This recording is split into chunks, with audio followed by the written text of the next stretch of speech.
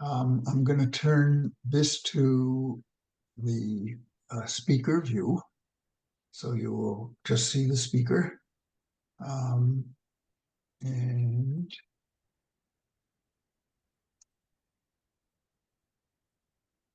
um, uh, hello, everyone. Thank you for joining us. My name is Joe Lombardo, and I am the coordinator of the United National Anti-War Coalition, or UNAC. UNAC is a co-sponsor along with the U.S. Peace Council of today's webinar. And we're fortunate to have 5 people who were actually visiting and observing the elections in Venezuela that took place recently. The people of Venezuela voted to re-elect their president, Nicolas Maduro, on July 28th. This, despite the interference and harsh sanctions imposed by the U.S. to try and defeat President Maduro and put an end to the Bolivarian Revolution. With no proof whatsoever, the U.S. claims that the elections were not fair, but the electoral process in the U.S. pales in comparison to that in Venezuela. In Venezuela, the National Electoral Council is actually elected and ensures that people, even in the poorest sections of society, have the opportunity to register and vote. Ballots are cast electronically, and a backup paper ballot is also cast. All parties can observe the counting of the ballots. The U.S. speaks of demonstrations against the elections in Venezuela, but hardly a mention in the national news of the 20,000 of us who marched to protest at the Democratic National Convention last week in Chicago. It was covered on the local news there because you can't hide things like that when they're happening in the streets of your city, but barely covered on the national news. The U.S. imposed economic sanctions on Venezuela were constructed in order to cause hardship on the people in the hope that they would turn against their government and a U.S.-supported candidate could be installed instead. This would allow the Venezuelan oil and other resources to again be used to make profit for the U.S. banks and corporations instead of the Venezuelan people. With more than 900 election observers present, the Venezuelan people said no. So today we have 5 of the people who observed the elections to speak to us on what they saw and answer our questions. I hope you find the webinar enlightening. And our first speaker is going to be Ajamu Baraka, who is a geopolitical analyst, an organizer, writer, human rights defender, and veteran of the U.S. Black Liberation Movement for over 53 years of work in the U.S. and internationally. Baraka is a founder of the Black Alliance for Peace and is today the chair of its coordinating committee.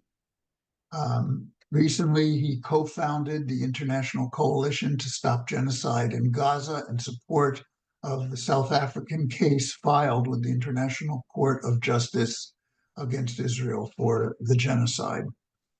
In 2016, Baraka was a candidate for Vice President of the United States on the Green Party ticket. He is a member of the Secretariat of the U.S. Peace Council and the leadership body, the Administrative Committee of the United National Anti-War Coalition, UNAC. He is an editor and contributing columnist to Black Agenda Report and a recipient of the Serena Schirm Award for Uncompromising Integrity in Journalism. In 2019, he was awarded the U.S. Peace Memorial Peace Prize. So I will turn it over to Jamal Baraka. Thank you, Joe. I appreciate that long introduction. I sent that to you and suggested you just pull something from that. Sorry. But no problem. That's fine. It was all good. That's fine. Yeah.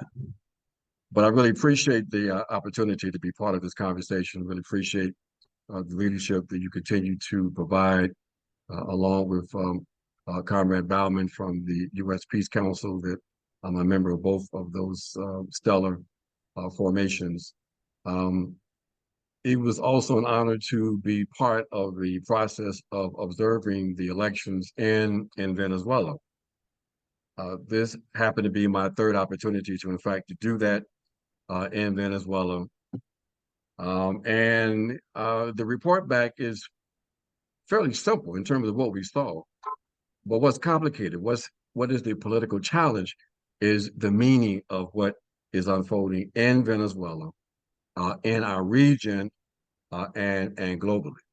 Now, I'm sure that our speakers are going to talk in detail about the process. You touched on that already, Joe. Some aspects of that process, a process that many around the world who are honest will conclude and have concluded that is one of the best in the world. That the possibility of fraud is almost non-existent, and that's what makes the attempt on the part of the U.S. working with its comprador elements on the ground in Venezuela to delegitimize the process by using what appears to be fraudulent data and a cyber attack to undermine the integrity of the reporting process. It makes it so egregious that here we have these kinds of efforts being made, supported by the U.S., a nation in which its own limited and phony democracy is under severe duress, and that's to be mild with that critique.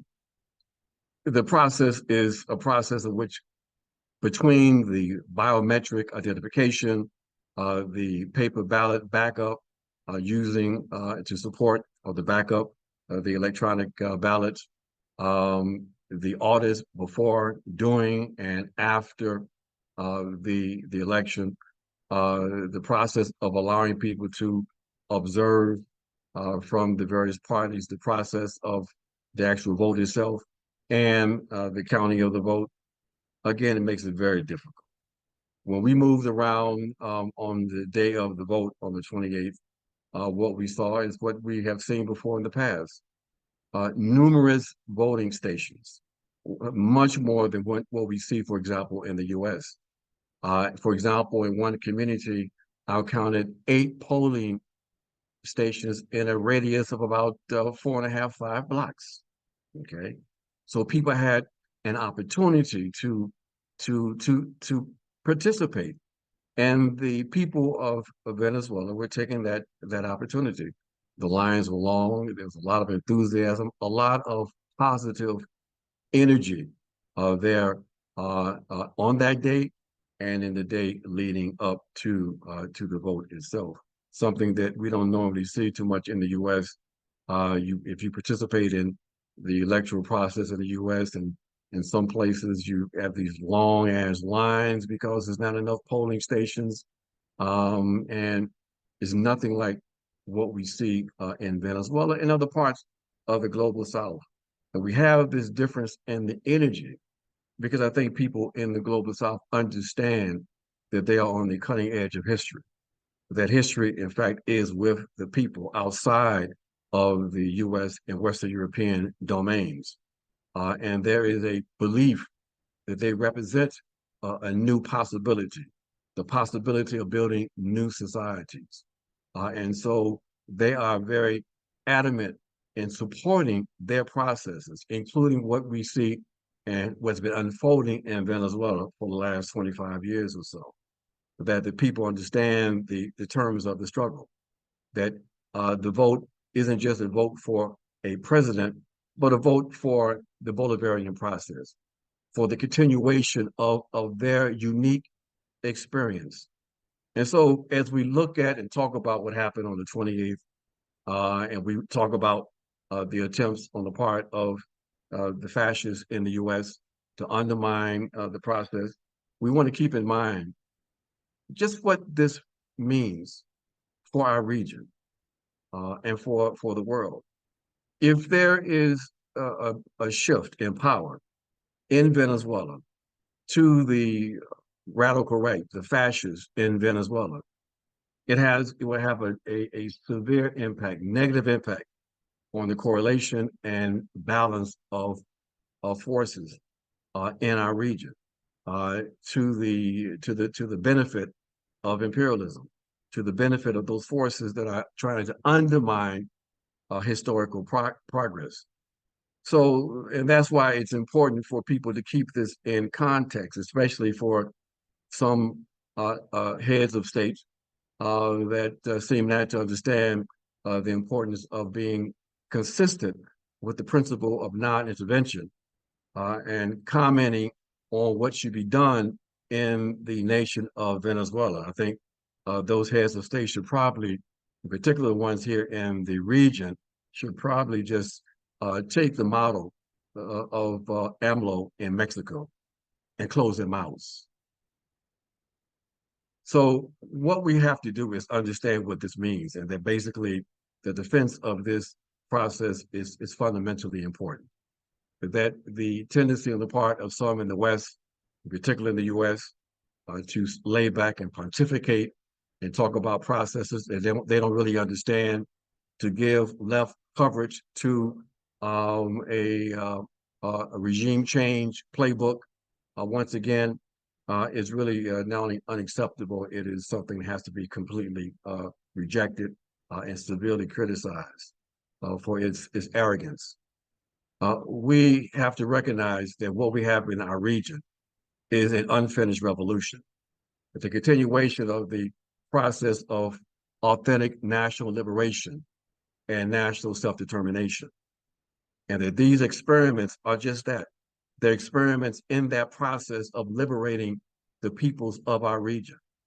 And that's why it's very important for us to understand the terms of the struggle and be in support of these efforts to advance the peoples of our region.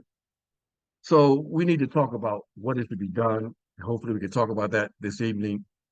We need to put in context what's been built in Venezuela, the ideal that with the social base that the Bolivarian process has, with more than 5 million people a part of its militia, with the thousands that are part of the PSUV, the political party, the 100,000 or more that are part of various movements and organizations that are part of the social bloc, the progressive or revolutionary, if you will, social bloc in Venezuela. The notion that these reactionaries representing a divided opposition could garner 70% of the vote in Venezuela. For anybody to believe that, you have to be living on another planet, or never have visited Venezuela and don't know anything about a revolutionary process.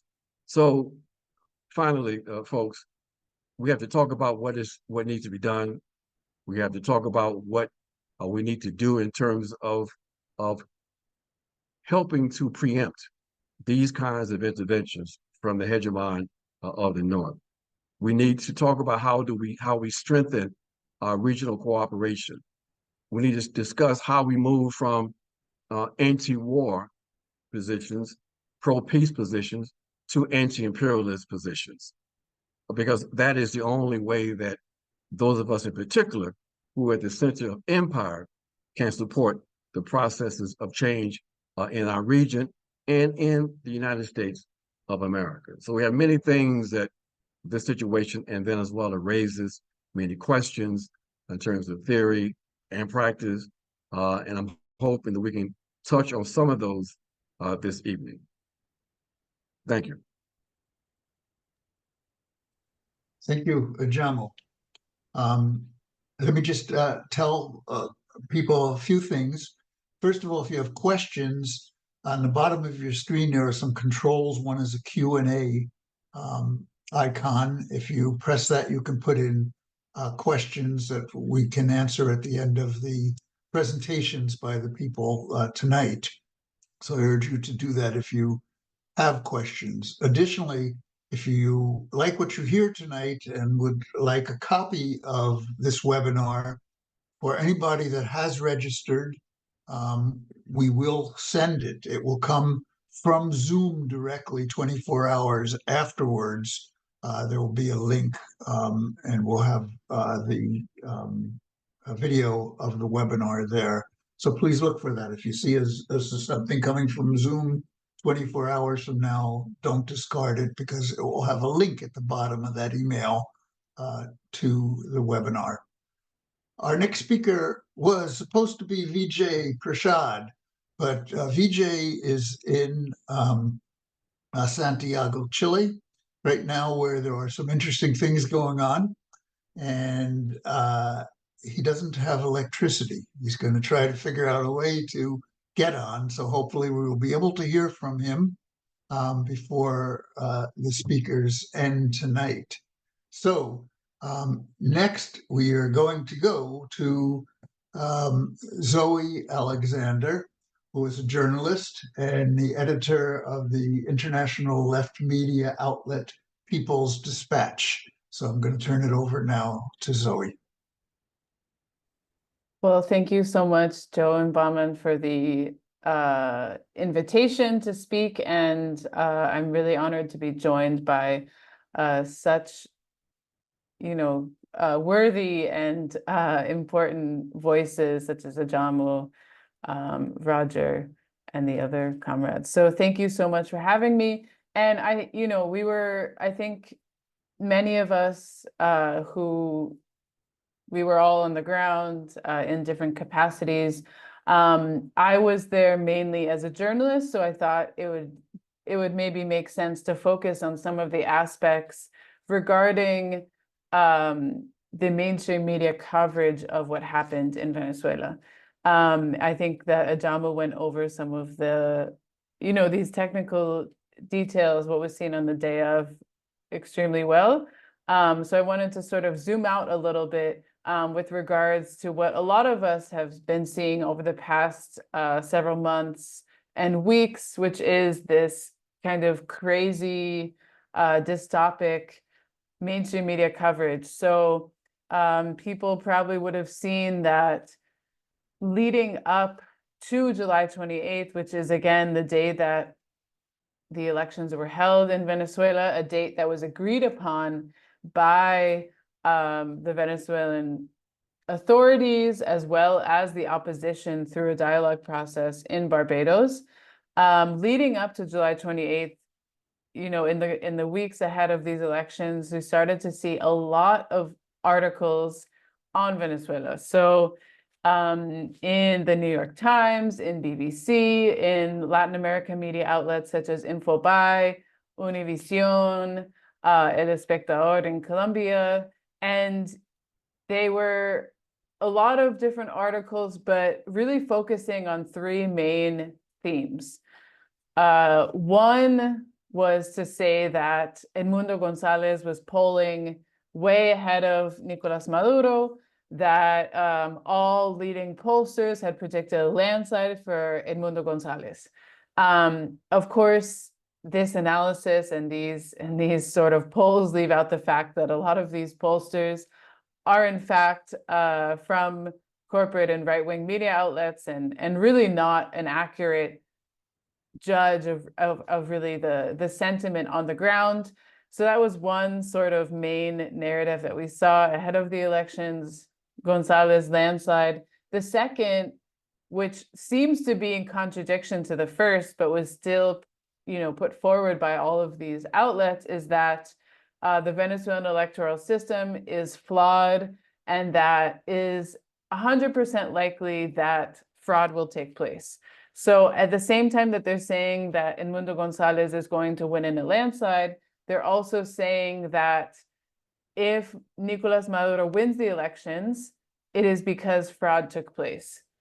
And then the third element, which was being reported on a lot, is sort of this one-sided discussion of the socioeconomic problems facing Venezuela. So talking about Venezuela has one of the largest migrant crises in the region. Millions of Venezuelans were forced to flee. The economic situation in Venezuela is very poor.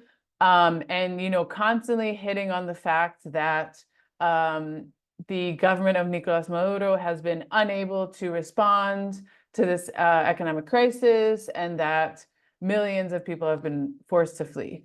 And so we just see these lines repeated again and again and again. And then, election day comes, and, I'm sure many of my fellow panelists had the same sort of experience where you're going out to the polling places, you're visiting the different sites, seeing how the polling is taking place, and there appears a New York Times news article saying that mass irregularities and fraud taking place in the Venezuelan elections. People are unable to go to the polling stations. There's just generalized chaos. And this is at the same time that, seeing utter calm in the city. Of course, I was only in Caracas, but from hearing from people who went to other states, noting a similar sort of level of calm and ease with the process. And New York Times, before the polls are closed, before anything has happened, they're already reporting that widespread irregularities, widespread issues, not people aren't able to get to the polling stations. So already we start to see these usual suspects lining up sort of with their prepared interventions. And then 6 p.m. comes, the polls close. In many places, they remain open for a limited period of time, because in Venezuela, the electoral law says that if anyone is in line at the polling station, they have the right to vote. So some polling stations stay open, and thus begins the count at each precinct with the competent authorities present, as well as the representatives of different parties. And at this point, the opposition, as many of us know, just begins to say that they won, but there was also fraud. And then we see this echoed again in mainstream media. Seems, reinforcing this idea that there's fraud, building off of what they've already been saying. Fast forward to just past midnight, when Venezuela's Electoral Council announces that they've counted 80% of the votes, and there's an irreversible trend indicating that Nicolas Maduro has won the elections. And, some of these same media outlets report, government declares Maduro victory, many suspicious that this is the case.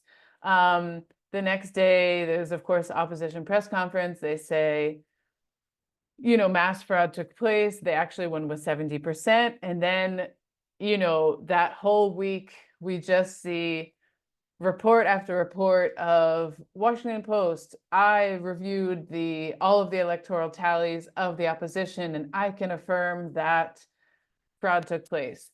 And you just see this narrative repeated in different sort of iterations, but essentially saying the same thing. And it's almost as if what they thought and what they wanted to happen months ago, and what they, the way they believed they were going to construct their narrative, is exactly what did happen. They knew that Nicolas Maduro would likely win. Chavismo has about 50% of base of support, as kind of just that has been the historic numbers of the base of support of Chavismo as a project amongst the population. Likely Maduro is going to win. And how can media play a role in delegitimizing this victory? And so it's very clear that leading up to the elections, they had their strategy very clear. They were very clear about the messaging they needed to put forth. They were very clear about what they would cover, what they wouldn't. Even leading up to the elections, the CNE did an open audit of the voting machines to debunk some of the claims from right-wing media that fraud would take place. They chose not to cover that. They chose not to cover the violent protests, the fascist, racist protests against symbols of Chavismo, against offices of PSUV. They decided better focus on the fact that, you know, several hundred people have been arrested. I mean, Ajamu already referred to how hypocritical this is coming from US media outlets. And Joe also mentioned it, that these same outlets are not even covering the people's protests that are going on day after day in this country. So I think that when all of these sort of mainstream media narratives are presented to people, there's sort of a difficulty to be able to decipher what's real, what really happened. It's very easy because they've worked very hard at actually making these narratives and trying to push a certain reality. And so I just wanted to kind of go over a couple of those points about this mainstream media attack, because I think that, especially as Ajamu said, our role in the imperialist core is to unmask these sort of media charades. We've seen it, of course, over the past 10 months with how these same media outlets are still able to justify the genocide of over 40,000 Palestinian people. Why would these media outlets actually be telling us the truth about a democratic process in Venezuela? So, you know, I think these are some of the key things to keep in mind. And it really is was a surreal experience to be on the ground, seeing what was happening with my own eyes, and then read a completely different sort of narrative from these outlets that really, you know, they could have been on the ground. They didn't really need to be on the ground because they already had in mind what they wanted to say. And so I think there has been a really strong pushback from left and anti-imperialist media outlets to debunk these. I know Orinoco Tribune has been at the forefront of this. Many other media outlets, Venezuela Analysis in English, really trying to unmask what's been these narratives. And it's important also as the organizations that are part of the Peace Council, that are part of UNAC, to continue to share these materials so people can be aware and have the tools to really understand this extremely biased mainstream media coverage of what's happening in Venezuela. So I'll leave it there for now.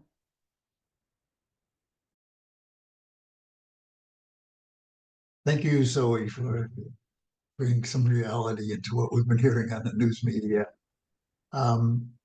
Zoe's talk reminds me of the last time I was in Venezuela with a couple of other people on this panel. What had happened then was the lights went out. You know, you should know about the Venezuelan electoral system, electric system. It was built by the United States and Germany. And because of sanctions, they cannot get replacement parts. But it was clearly sabotage. I mean, they even found some of the people that did the sabotage. It was clearly sabotage to that system.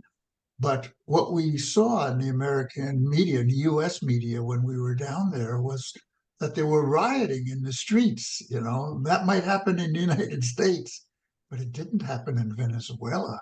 We didn't see that at all. In fact, we saw something very different, which was cooperation among the people in the streets.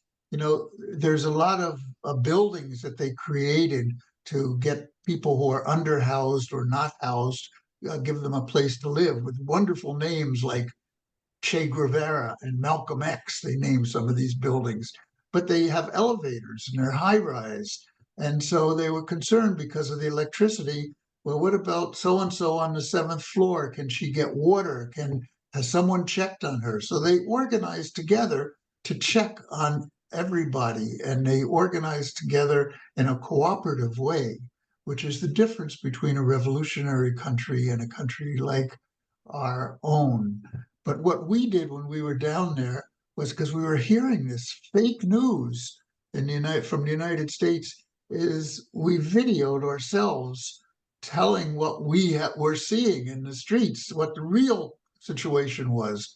Of course, we were, you know, shouting in the dark. We don't have the ability to get out the truth as they have the ability to get out the lies. But we did the best we could, and we had to do that at that time. And now we're starting to see in the media, in the Western media, and the colonialist countries and the capitalist countries, we're starting to see them shutting down the social media too. They do not want the truth to come out in any means at all. And that's the reality that we see. So our next speaker is Roger Harris, I believe. And let me find it. Okay, Roger is next. And he is a member of the executive committee of the U.S. Peace Council. He is active with the anti-imperialist human rights group called Task Force on the Americas that was founded in 1985. He's active with the Sanctions Kill campaign that fights against the unilateral coercive measures called sanctions. And he's a founding member of the Venezuelan Solidarity Network. He regularly publishes on Venezuela and Latin American affairs in general, in Oroco Tribune, Counterpunch, and other progressive media. I'll turn it over to Roger. Well, thank you, Joe, and thank you for the other panelists, my distinguished panelists, and thank you especially for the people participating. There's over 100 of us, and I think we're all concerned about U.S. imperialism and its interference in the internal affairs of Venezuela. I wanted to do a deep dive into one of the themes that Zoe began, and that is the media obsession claiming that Maduro lost. But I want to flip that narrative and reverse the question. Did the opposition win? And it came, when we were down there in Venezuela, and as Zoe explained, shortly after midnight, the night of the election, they announced that Maduro won.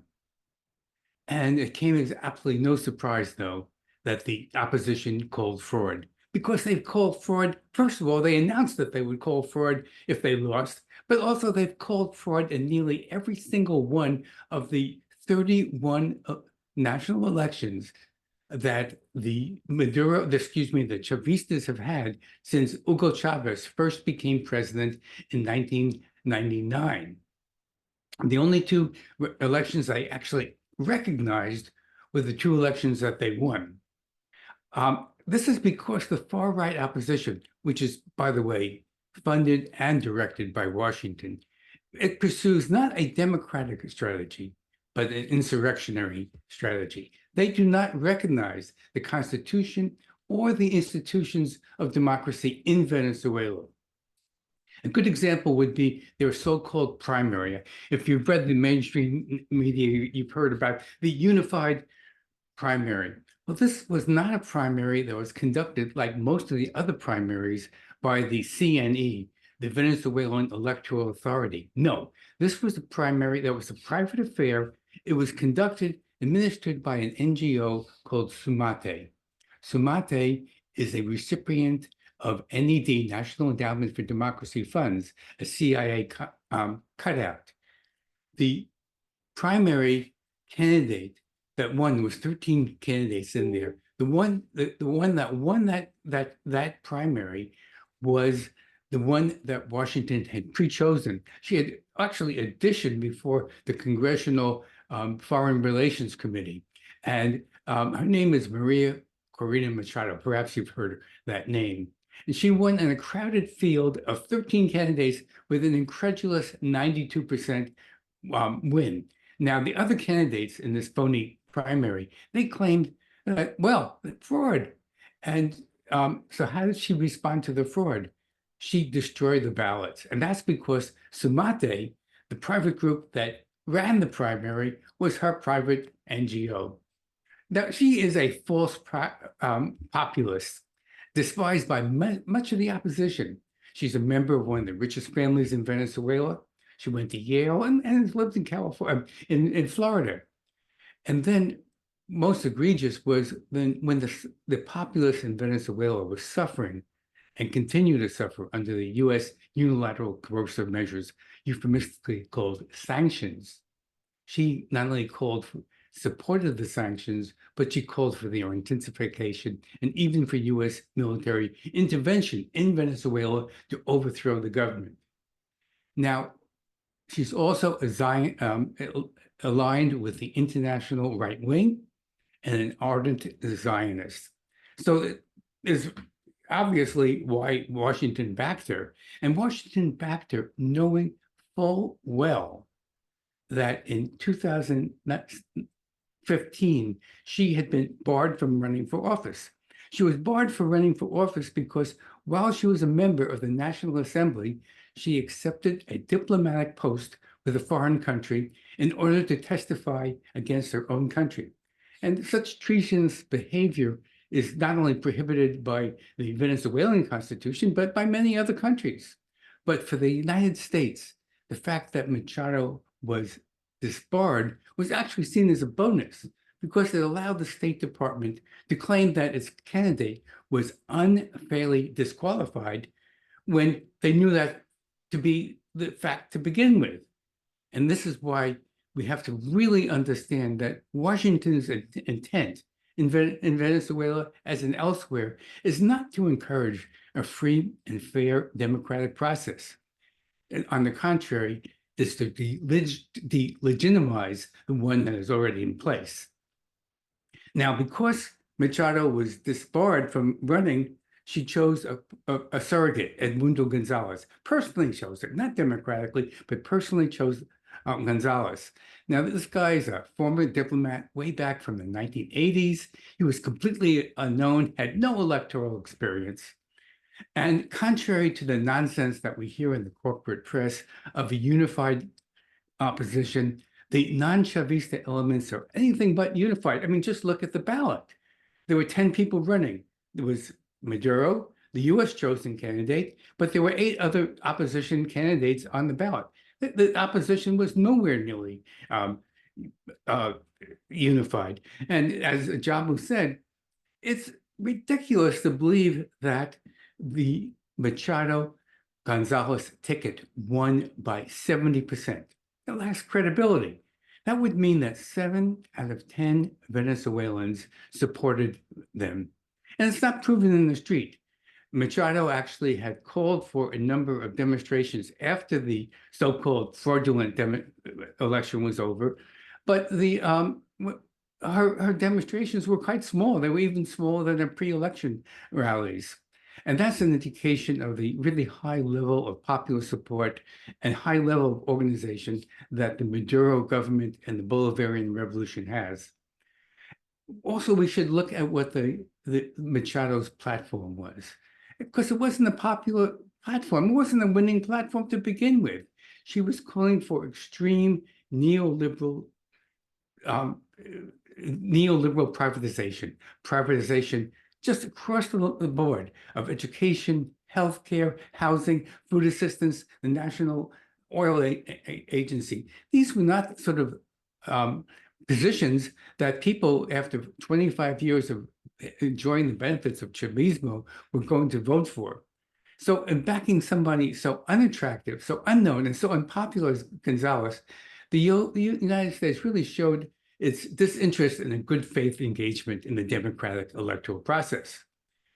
But what we really have to remember and focus on is not so much the weeds of where the act is released and all those type of little questions of electoral law, but really look at the larger picture, which was that free and fair elections in Venezuela were impossible.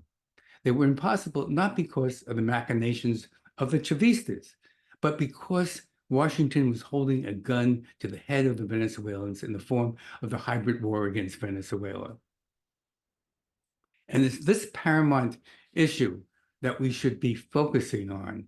And in conclusion, and speaking here for the U.S. Peace Council, we should defend the right of Venezuela to defend its national sovereignty. Thank you very much.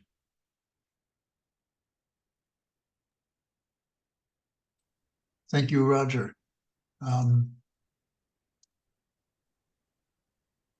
Vijay hasn't been able to join us yet. Please remind you to put questions in the question and answer area hopefully he will be able to join us. And in the meantime, we'll turn to our next speaker, who is Bahman Azad, who is the president of the U.S. Peace Council, and he's also a member of the Administrative Committee of UNAC, the United National Anti-War Coalition. He is also a member of the Secretariat of the World Peace Council and serves as the representative of the World Peace Council at the United Nations. So at this point, I'm going to give the mic to Bahman Azad. Thank you very much, Joe. It was an honor to be in Venezuela during the electoral process. It's very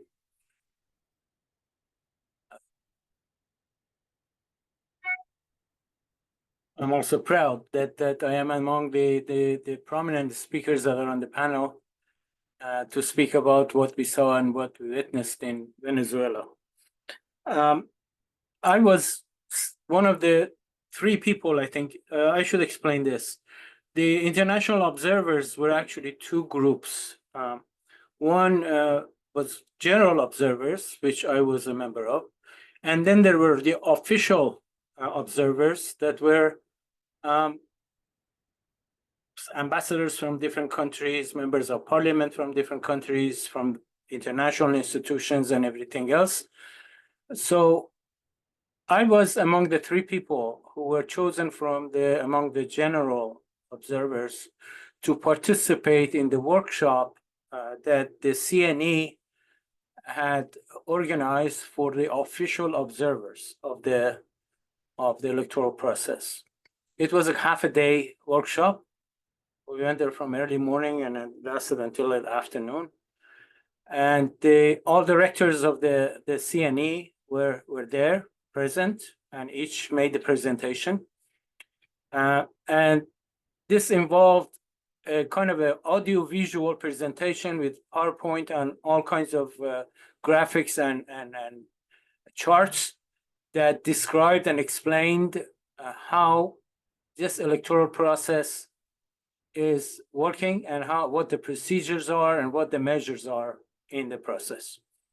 It was fascinating to witness how many layers of physical and electronic security measures were implemented for the system, how many layers of audit and check were established, and how the whole system was so integrated that there was really no way to tamper with the results of the election.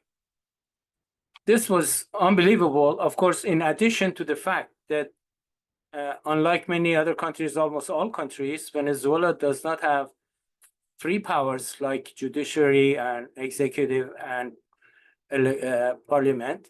It has five. And the fourth one is electoral power, which is a separate power in the state, which is independent of the rest of the powers of the state.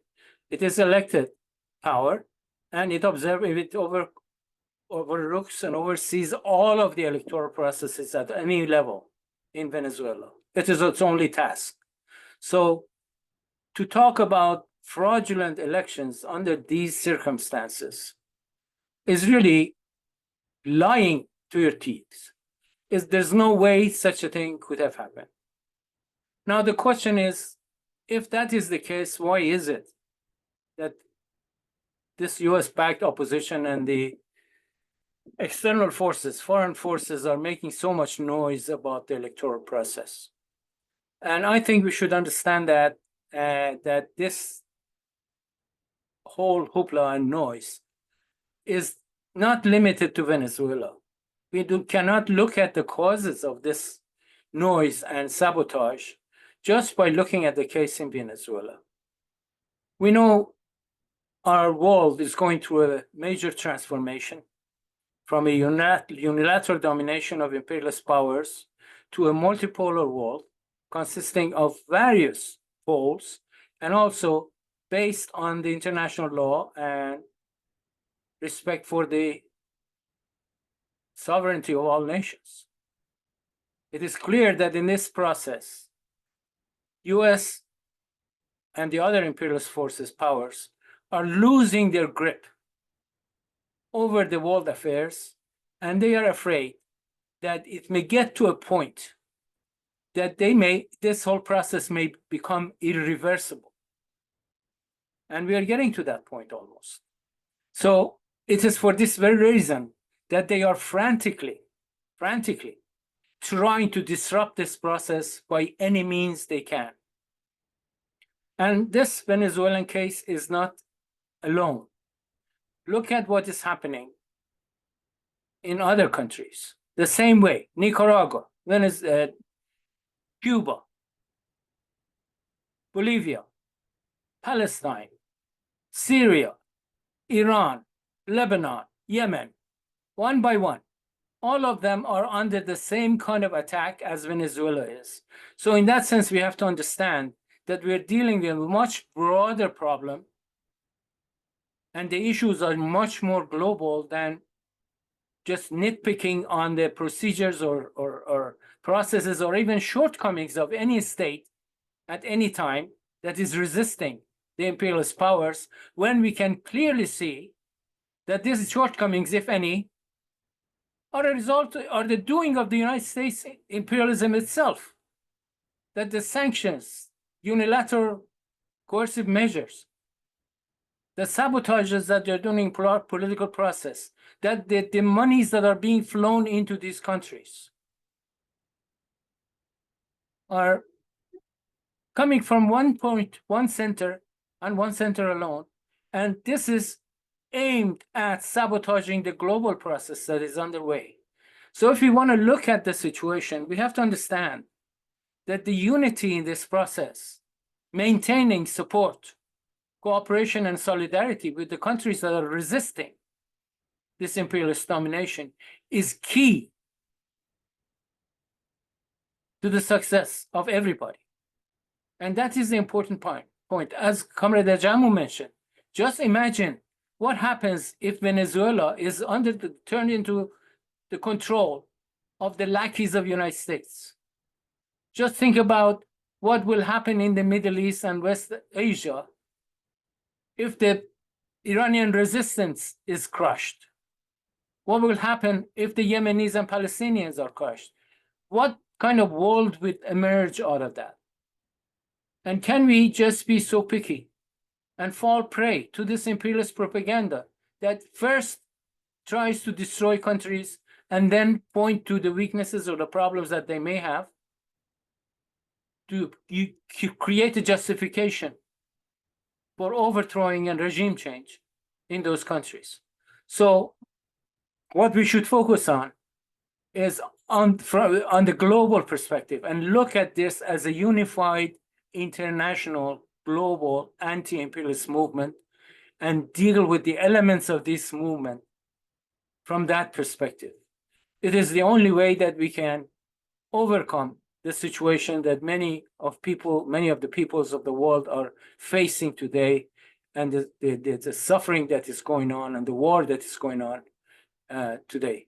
So I will stop there and leave the issues, more concrete issues, to the question answer period, which I think is more important at this point. Thank you very much. Thank you, Bahman. Thank you for putting it in the perspective of the fight against imperialism worldwide, because that's where it belongs. So we have a number of questions. Let me do this. Let me read a few of them, and then just ask the panelists if they would like to answer any of those, to just turn on your mic, answer any or all of those. And we'll see how that works out. If it doesn't work well, we'll try something different. And again, I want to apologize for the lack of power in Chile right now, where Vijay is, who was supposed to join us, but was unable to do so. So the first question, it says, is a question for Ajamu and or all. Can you comment on the meeting of the U.S. Southcom in Chile this week, where General Laura Richardson was hosted by Salvador Allende's granddaughter and current Defense Minister Maya Fernandez, Venezuela was a key item on the agenda. That's the first question. If you could just hold that in your thoughts or memories while I go on to the next one is how many different cities and regions did the 5 observers visit to observe polling? And the third and fourth are actually the same, which are asking why are some of the quote unquote progressive leaders in Venezuela um, seeming to side with the U.S. and saying, asking for a different process to happen in Venezuela now. So let me just ask if you would not be shy and wait for everybody else to do it, but if you will turn your mic on if you would like to answer any of those questions. If not, I can call on Well, people. I'll begin, Joe, in Okay. terms of the question that was directed to me regarding Southcom. I'm really glad that question was raised because it's kind of related to what we are talking about in terms of understanding the regional and global implications of what is unfolding in Venezuela. You see, the enemy, and I use these terms without any hesitation, because I do consider the U.S. to be an enemy state. The enemy is quite serious about maintaining its global hegemony. And one of the ways in which that is happening, of course, is through their military first strategy. That's part of their larger commitment to so-called full spectrum dominance. Military first, sanctions second, subversion third, but the objective is to maintain a balance of power that's in their favor. And this is what the left, in particular in the US and Western Europe, needs to understand. The arrogance of this social imperialist left that says, convince me, that what unfolded in Venezuela is legit before I grant you my support. I'm going to stand objectively with the concerns being raised by states like the United States regarding democracy in Venezuela. The absurdity that you can find yourself on the same side of a criminal enterprise called the United States of America with its Western European allies. It's incredible. At what point in history have these entities been ever committed to something called democracy? Are you suggesting that colonial capitalism can be compatible with democracy? Do you not know the history of the colonial capitalist process? It is absurd and actually immoral to find yourself on the same side of this enemy state and this enemy system. So Lord Richardson is quite clear. The commitment to Southcom and the 76 military bases in our region.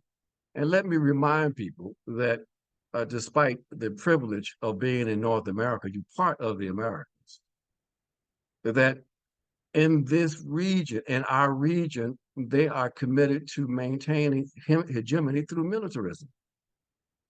So what is unfolding in Venezuela has enormous impact on all of us in this region and in the world, as Bahman just laid out to folks. Okay, this is serious business. And if you're not serious, if you don't understand the terms of this struggle, then we say, just be quiet, because all you're doing, you are mystifying processes and causing confusion. We're not saying you can't raise questions, but when you keep on finding yourself on the side of imperialism, shouldn't that suggest something to you? Be it Venezuela, Nicaragua, Peru, you name it. If you are supposedly from a left perspective on the same side of a criminal state like the United States of America. Well, are you suggesting that U.S. empire is benevolent in some kind of way? So yes, this is something that we've got to deal with. And I'm at the point where I'm not playing with this. You know, we don't need to play with this. For those of us who are who are on the receiving end of this backward, racist, colonial capitalist system, we don't have the luxury of illusions. Okay, we understand no matter who sits in the white folks' house in D.C., we've got to fight. All of us have to fight. If you understand and if you're really committed to doing away with this oppression, if you believe in the possibility of transforming this system and transforming this world, you've got to understand you have to fight for it. Yeah, let me segue from that, because very good presentation of the question, Ajamu. It was very good that the issue of Laura Richardson was raised, because the U.S. policy in Latin America is now actually, she is the leading U.S. official who is making policy and implementing policy and meeting with heads of state right now in Latin America. Very interesting that the head of Southcom, four-star general, is replaced the State Department as the leader of U.S. policy. What does that represent? That represents a larger geopolitical issue. It's the geopolitical issue of U.S. declining hegemony and the struggle with China, because China is also a leading actor right now and a new actor in Latin America. And China has gone a different route. There is no military involvement of China in Latin America, even though it is the second largest trading partner for Latin America and the largest trading partner for South America.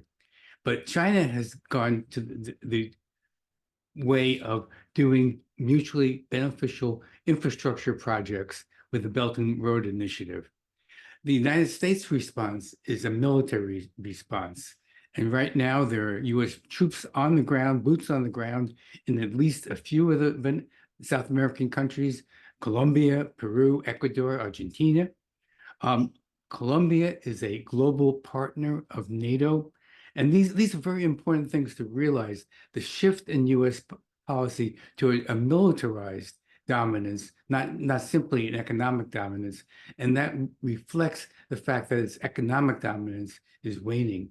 Now, there's also questions about the role of Colombia and Brazil in their interference in the Venezuelan elections. And I think that we also have to understand in the geopolitical context. The countries that are striving for socialism in Latin America, namely Venezuela, Nicaragua, and Cuba, those countries, the United States position is destroy them, regime change. There can be no accommodation. But for social democratic countries like Colombia and Brazil, they use both the stick and the carrot to try to co-opt those countries.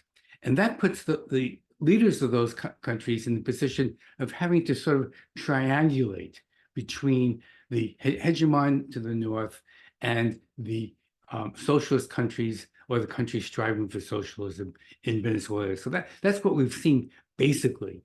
In the terms of Mexico, Mexico has taken a very principled stand. But also we have to look at the position that AMLO was in. There was just national elections. His party won an overwhelming majority. He's in a pretty stable position. And also, he's in a competition right now, a conflict with the United States over the question of the Mexican judiciary. He wants to open it up to elections, which, by the way, in I believe 42 of the 50 U.S. states, the judiciary is either directly elected or some thing like that. But the United States has opposed that, and AMLO is taking a very strong position against the U.S. interference. So he's very sympathetic to the issue of Venezuela. But when we look at Colombia and we look at Brazil, we see two countries where the leadership is a left-center leadership, but they don't have majority support. They don't. Their position is much more precarious. What And we can only imagine that the U.S. State Department initiative against those countries, which caused them to very unfortunately interfere in the internal affairs of Venezuela. They were under huge pressure. But if we look at their really self-interest, if the Maduro government were to fail, the Bolsonaro government, the Bolsonaros in Brazil, the Uribes in Colombia, they would be greatly emboldened. And so it's not in their self-interest, but we have to just recognize the fact that the United States still is a hegemon and exercises enormous pressure on the region. Now, I'll end there. Thank you. Zoe or Bahman, do you have any comment on any of that? No, I think they covered that regional angle pretty well. Bahman, did you want to make a comment, or are you okay? Just briefly, the question of so-called left people opposing Maduro government. What they don't see is the role of external factors in the picture within Venezuela. The pressures that are being brought to the Venezuelan government to deal with the opposition the way they have organized it there in the by the United States is forcing the Venezuelan government to deal with an internal threat as well as an external threat, and as a result, be careful about not creating an all-out front from within against itself. So when it negotiates with some parts of the opposition, it is trying to neutralize it. But some of these so-called left forces call it moving to the right, call him neoliberal, call him compromising or submitting to the right wing. But this is not true. This is not an intended or planned policy of the government. It is being done or carried out under external pressure.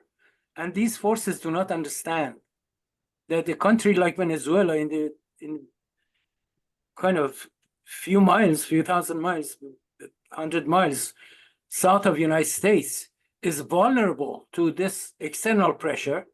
And this external pressure is also being translated into an internal pressure the way they're doing it, as our speakers mentioned.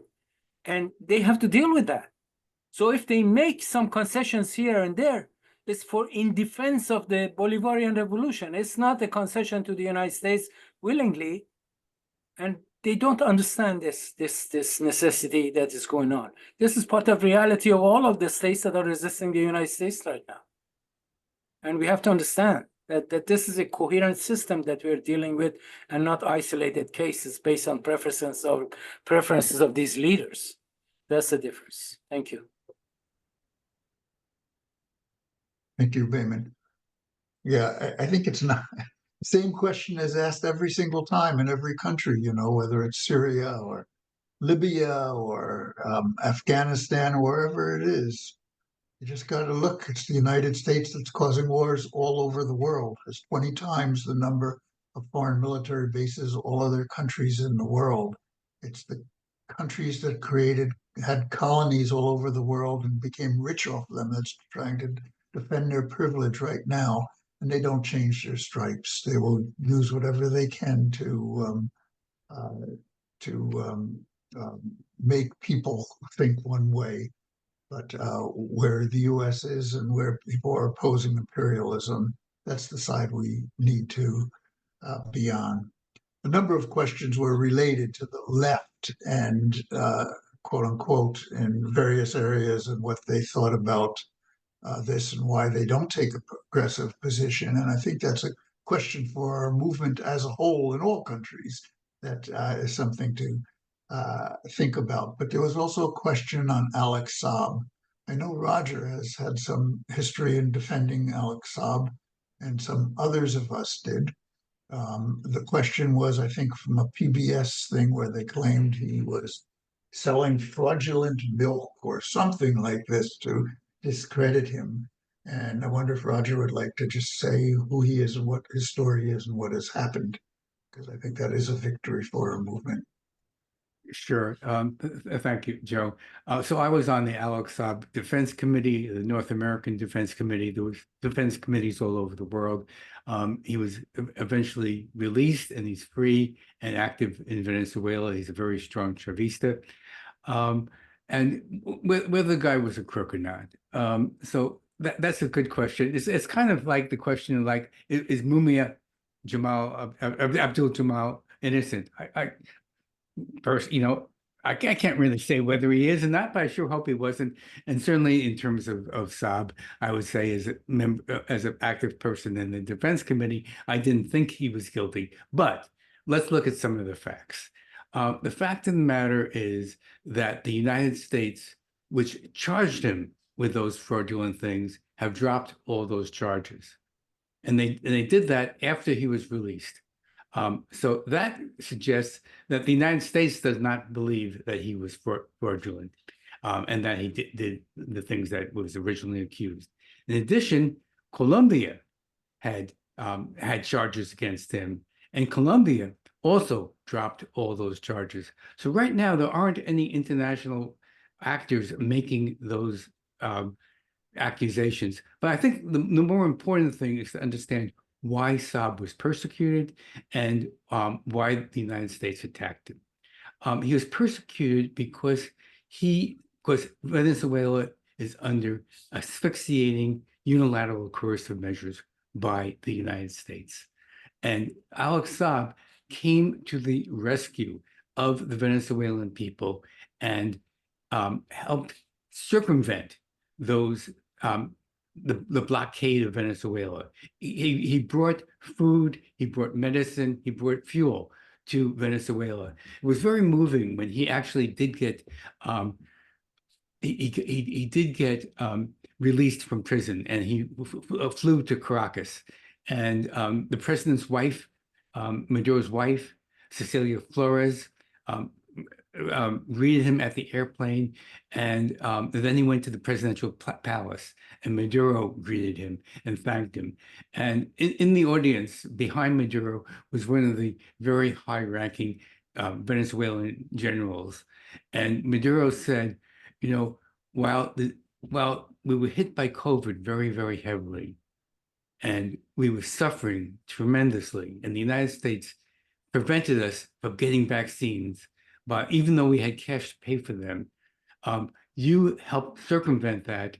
And even though you were imprisoned, Venezuelans had the benefits of the medicine that you brought. And the general that was standing behind him started crying. So he's really a hero to Venezuela. Now, do I know whether he did things that were shady or not? I don't really know. But the important thing was that he came to the rescue of the Venezuelan people. He suffered greatly. He was in jail for 3 years and was tortured during that period. But he never gave in, because unlike most political prisoners like Julian Assange, they were at the mercy of their captors. But Alex Saab had a get out of jail free card. All he had to do was denounce Maduro, and he would have gotten out of jail free. He never did that, and so he's considered a hero in Venezuela, and I consider him a hero as well. Any other comments on that? Okay, there's a couple of questions and question and answer about the chat. I believe if you look at your chat and you see the 3 dots, you can go there and you can save the chat. That is the case with me. I hope it's the case with the rest of you.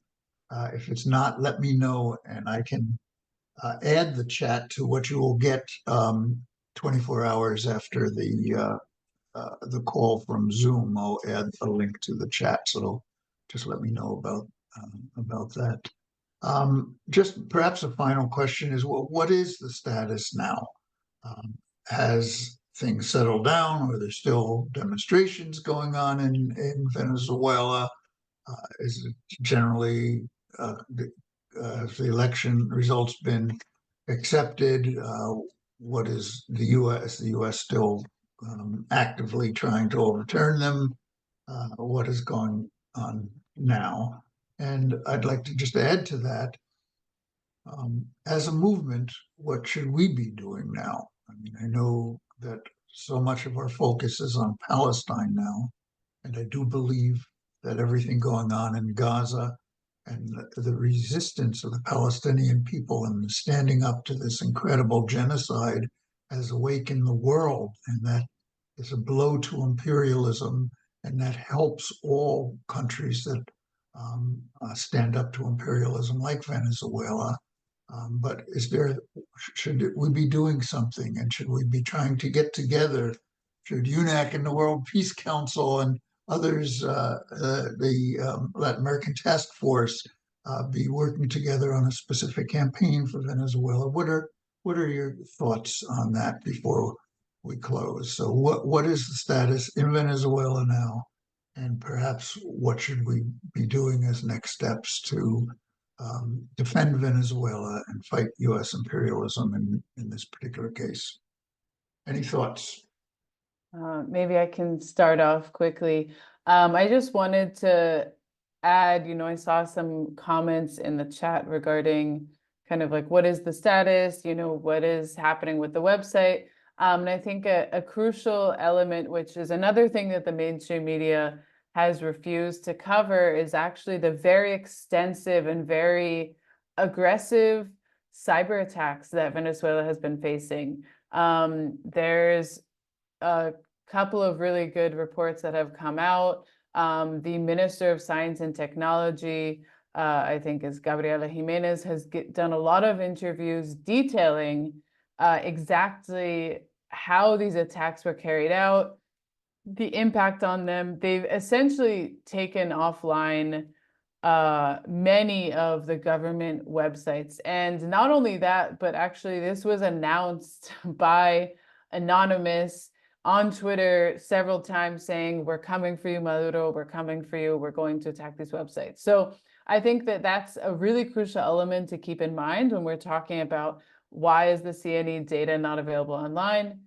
There is a truly concrete reason for that, and it has to do with these cyber attacks. I know that our website, People's Dispatch, one time suffered an extremely aggressive DDoS attack, and that, was really just from one element. I can only imagine the intensity of these sort of DDoS attacks that could be financed from these spurious actors that we know that are behind the Venezuelan opposition. So I think that has to be kept in mind. I would recommend people check out the report on Misión Verdad on People's Dispatch. We published a translation of it. Follow the social media accounts of the Minister for Science and Technology for actually very concrete and scientific reports on the impact of these cyber attacks. And then regarding, I think, what's been happening in Venezuela since, yesterday was 1 month exactly since the elections took place. And as I sort of mentioned, I mean, in the days following July 28th, there was intense right-wing violence that now, through reports that have come out, it's very clear that these were paid criminal gangs who essentially were told to kind of go and wreak havoc, attack state symbols, attack symbols associated with Chavismo. That's exactly what they did. A lot of those people have been apprehended. And this sort of chaos scenario that we saw in Venezuela following the election has essentially been completely controlled and contained since those days following the elections. There has been calm. I know myself and others were able to participate and cover the massive street mobilizations called for by different sectors of Chavismo. I think the week following the elections, it was like all of the social sectors, every single day was a different sector. One day was the communes, one day was women's organizations, one day was from the CLAP sectors, youth mobilizing every single day to essentially take the streets and say the streets are ours and we are against the US meddling in our electoral process. We're defending our sovereignty, and we're defending our vote. Yesterday, there was another mass mobilization which Maduro spoke at. And there has been sort of this consistent rallying and showing that actually the streets are with Chavismo. The opposition has tried to call for several international days of action, as well as sort of mass mobilizations in Caracas. And these largely have flopped. The International Day of Action, which took place, I think, on August 17th, that was called for by the opposition. Notably, they had several hundred people in Times Square in New York City, as well as Madrid and Miami. And the actual mobilization in Caracas itself was quite small. And in comparison to the Chavista March, which took place in the center of Caracas, where like 10 street blocks were occupied by tens of thousands of people, it was quite clear that the streets continue to be with Chavismo. The streets continue to, and the people demand, defense of their sovereignty. People are very clear that a US-backed project of the opposition is in no way going to favor the well-being of the people. People do want an end to sanctions, and I think that is a really important task that we have here, is to continue to demand an end to these criminal, illegal, and genocidal sanctions. Gaza is one of the areas of land that is subjected to the most criminal and disgusting blockades on earth, but these are measures that are also applied to countries like Cuba and Venezuela, Iran, DPRK. And so I think, to your point, Joe, using the example of Gaza, using the example of Palestine to explain sanctions is actually quite useful, because of course the way that they're applied to Gaza amid genocide is of another level, but it is useful in showing really how these operate and what is their intended impact, which is to suffocate the people, which is to make transactions impossible, which is to make the delivery of goods impossible. And these sanctions are applied on, a large majority of the world's population unilaterally by the United States. So we have to continue to demand an end to sanctions. We have to continue uniting all of the anti-imperialist organizations in the US that are against sanctions, that believe that, our resources should not be going to strangleholding other countries' economies. So I think our work is really cut out for us, and it's great that there are so many of us that are committed and engaged to actually taking this forward and taking the principled stance that's necessary at this moment. Thank you, Zoe. Anybody else comment? What the situation is, what we can do? Joe, it is true that the situation has calmed down, and it appears that the government is in control of the situation. But we should not for a moment think that the struggle is over or that we have passed this stage. There are a lot of under the surface currents and sabotage processes that are going on already. As Zoe mentioned, one of them is this cyber attacks on government, but I'm sure the United States is not gonna let go with what happened, and probably they will come up with additional tricks or plots to destabilize the country still. So we have to be alert and really be vigilant about being aware and being mobilized and ready to respond, and also prevent possible future actions. That's what I wanted to emphasize.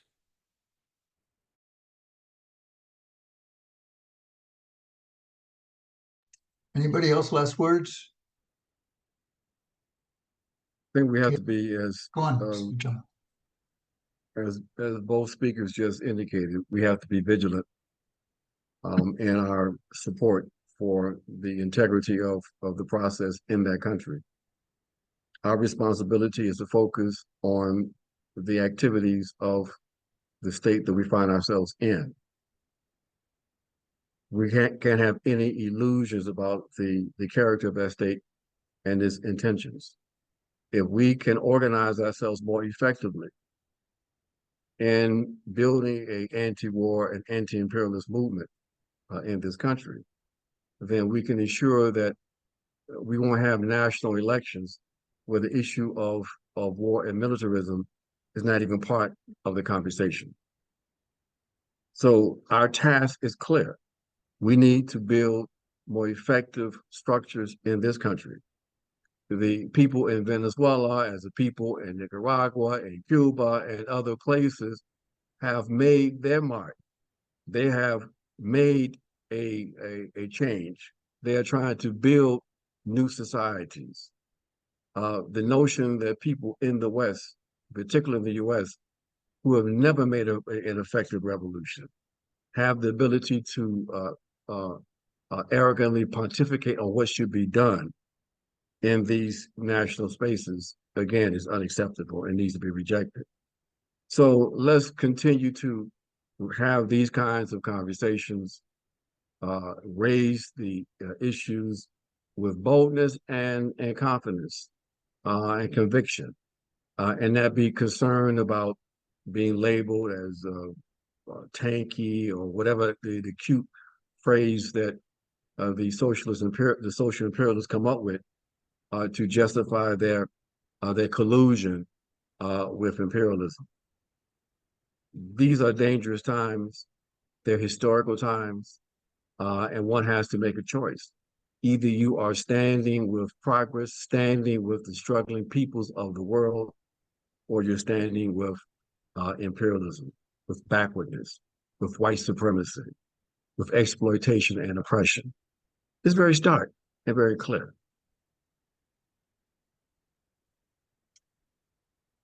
Just let me add one other comment. I think U.S. imperialism and world imperialism, Western imperialism, is in the worst shape it's been in my lifetime.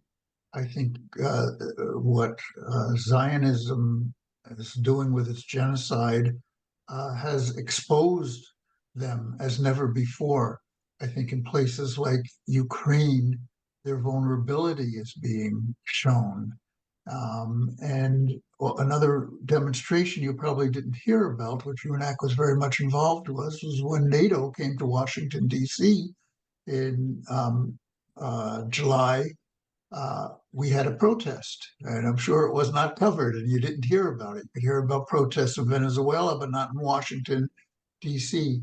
But what was interesting about that was it was very young and youthful, and many of the Palestinian activists were there. And it is partly our role to try to understand anyway what's going on in Venezuela and around the world and U.S. imperialism, that as we march and as we build these protests against the genocide in Palestine, that we make the connections, that the enemy is the same. They're not doing the right thing in one place and the wrong thing in the other place. They're playing by the same rule book and the same agenda. And as we fight against them, we must fight against them on all fronts. And these are things that we can help bring into the movement to whatever extent we can. So I believe there's new youth rebellion, youth radicalization that we haven't seen since the Vietnam War period. And it is time for us to all be out in the streets and to all be organizing on all of these fronts to come together and build the kind of movement in the belly of the beast that can really help Venezuela, really help the Palestinians, and really help put an end to this world imperialism. So I want to thank all the speakers on behalf of UNAC and the U.S. Peace Council.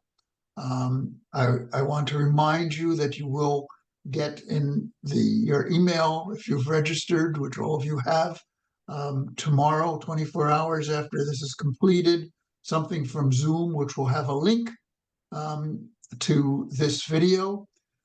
You also can find it on the UNAC website, unacpeace.org, and I'm sure also on the U.S. Peace Council website. So please look for that and please share it among your own lists and your own contacts. So thanks to everybody and good night. Master duopoly, no compromise, no retreat. Good night.